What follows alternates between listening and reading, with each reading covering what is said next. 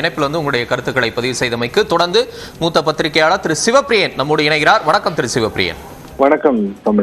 நாடாளுமன்ற தேர்தலை நெருங்கிட்டோம். நிறைய கருத்து கணிப்புகளும் வெளிவர தொடங்கி இருக்கு. இந்தியா டுடே கருத்து கணிப்பை பார்க்கும்போது மேஜிக் நம்பர் 272 பெரும்பான்மைக்கான 272 கடந்து பாஜக மட்டும் 304 ஜெயிக்கும், காங்கிரஸ் 71 ஜெயிக்கும் அப்படின்னு சொல்றாங்க. தமிழ்நாட்டில் ஒட்டுமொத்தமா திமுக கூட்டணி ஜெயிக்குங்கிற கருத்து கணிப்புகள்லாம் வருது. எப்படி பாக்குறீங்க முதற்கட்டமா? இல்ல, தேசிய அளவுல பொறுத்த வரைக்கும் கூட பாஜக கிட்டத்தட்ட ஒரு 305, காங்கிரஸுக்கு ஒரு 20 இடங்கள் அதிகம். இதெல்லாம் ஒரு கருத்து கணிப்பே மக்களினுடைய ஓட்டு இல்ல, கருத்து கணிப்பு தான். இத ரொம்ப பெருசா எடுத்துக்க வேண்டிய அவசியம் கிடையாது. பட் இது எந்த அளவுக்கு எப்படி விண்ட் இஸ் ப்ளோயிங் அப்படிங்கறத சொல்லக்கூடிய இடத்துல கூட கருத்து கணிப்புகள் இப்ப இருக்காங்கிற சந்தேகம் இருக்கிறது. ஏன்னா சத்தீஸ்கர் மாநிலத்தை பொறுத்தவரை பெரும்பான்மையான கருத்து கணிப்புகளும் சரி, பெரும்பான்மையான எக்ஸிட் போல்களும் சரி, தேர்தலுக்கு பிந்தைய கருத்து கணிப்புகள் கூட காங்கிரஸ் தான் ஆட்சிக்கு வரும் என்று சொன்னார்கள். ஆனால் காங்கிரஸ் ஆட்சிக்கு வரவில்லை, பெரும்பான்மை பெற்று பாஜக ஆட்சிக்கு வந்தது.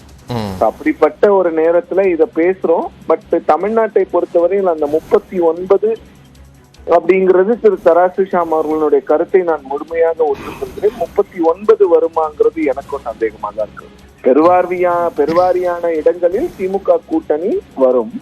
ஆனால் எல்லா இடங்களையுமே அவர்கள் வெல்வார்களா அப்படிங்கிறது எனக்கு இந்த நேரத்தில் சந்தேகமா இருக்கு. இல்ல, எதிராளிகள் ரெண்டா பிரிஞ்சிட்டாங்கல்ல, அந்த ஓட் கன்சாலிடேஷன் அப்படிங்கறது நடக்காம போச்சு. எதிராளிகள் ரெண்டா பிரிஞ்சா கூட 2014ஆம் ஆண்டு கூட 3-4 அணிகள் இருந்த போது கூட மூன்றாவது அணி பாஜக தலைமையிலான அணி 2 சீட்டு எடுத்து வாங்கினாங்கல்ல, வாங்காம இல்ல. பாமக ஒரு தொகுதியும் பாஜக ஒரு தொகுதியும் ஜெயிச்சது இல்ல.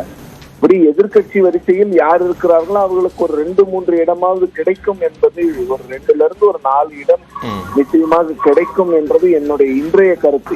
இது நாளைக்கு அலையன்ஸ் எப்படி போகுது, நாளைக்கு என்ன சிச்சுவேஷன்ல கேம்பெயின் டிஎம்கே எப்படி கொண்டு போறாங்க, அதர் பார்ட்டிஸ் எப்படி கொண்டு போறாங்கிற பொறுத்தெல்லாம் இருக்கும். பட் விண்ட் எப்படி ப்ளோ ஆகுதுங்கிறத தமிழ்நாட்டை பொறுத்தவரை சரியாக கணித்திருக்கிறார்கள். அந்த எண்ணிக்கையில எனக்கு ஒரு சின்ன ஒரு கருத்து வேறுபாடு இருக்கு.